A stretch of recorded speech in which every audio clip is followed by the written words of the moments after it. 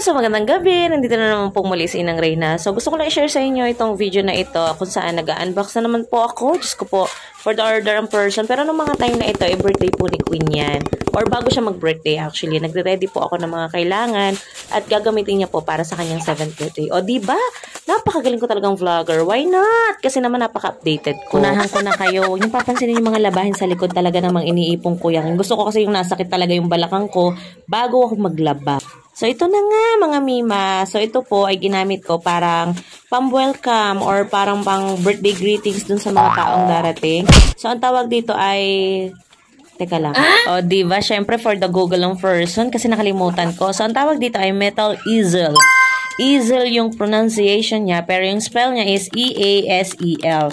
So, yun na nga. So, usually, ginagamit po naman to ng mga painter. O, pwede mo rin naman siyang gamitin. Yun nga kasi ginamit ko siya bilang welcome greetings po para dun sa mga taong dumarating nung birthday nga ni Queen. So, ang ginawa ko na lang is nagprint ako ng tarpaulin and then nagprovide ako ng styrofoam sa likod. Then, doon ko siya dinikit. So, para tumigas yung tarpaulin, ito yung resulta niya. Ayan yung nasa gilid. Ayan! O, diba? Ang ganda. Yes! Alam mo na.